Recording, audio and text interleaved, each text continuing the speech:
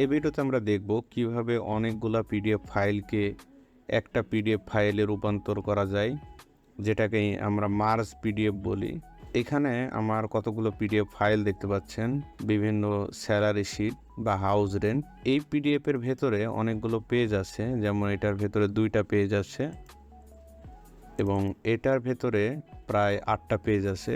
সর্বমোট এই 4টা পিডিএফে আমার 22টা পেজ আছে। আমি এখন চাচ্ছি যে এই 4টা পিডিএফকে একটা পিডিএফে রূপান্তর করতে, যাতে করে প্রিন্ট দেওয়া বা ইমেলে কাউকে পাঠাতে আমার অনেক সুবিধা হয়, গোছালোভাবে আমি যাতে পাঠাতে পারি বা প্রিন্ট দিতে পারি।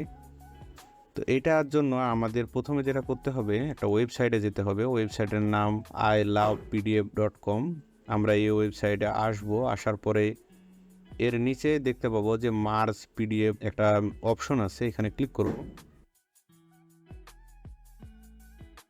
ক্লিক করার পরে আমরা যে পিডিএফগুলো মার্জ করতে চাই ওইগুলো সিলেক্ট করে নিব।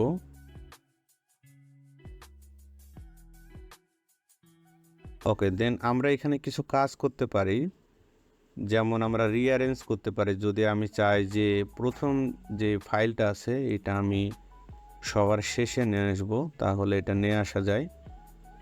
আবার এটাকে যদি আমি প্রথমে নিয়ে যেতে চাই, এটাও নিয়ে যাওয়া যাবে। দেন আমরা মার্জ পিডিএফ ক্লিক করব। ওকে, মার্জ হয়ে গেছে, এখন ডাউনলোড করে নেব।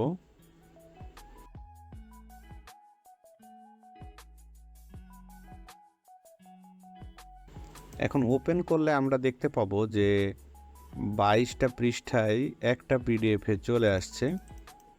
দেখেন কত সুন্দরভাবে একটা পিডিএফ হয়ে গেছে, মার্জ হয়ে গেছে। তো এই ট্রিক্স অ্যান্ড টিপসটা আপনাদের বিভিন্ন ক্ষেত্রে হেল্প করবে, বিশেষ করে পিডিএফ ম্যানেজমেন্টে আপনাদের হেল্প করবে। পিডিএফ আপনারা খুব সহজে কারো কাছে পাঠাতে পারবেন ইমেলের মাধ্যমে, এলোমেলো ছাড়া। আপনি যেভাবে সাজাতে চান সেভাবে সাজাতে পারবেন। তো এই ছিল ভিডিওটি দেখার জন্য ধন্যবাদ। ভিডিওটি ভালো লাগলে একটি লাইক দেবেন, চ্যানেলটি সাবস্ক্রাইব করে রাখবেন এরকম নতুন নতুন ভিডিও পেতে।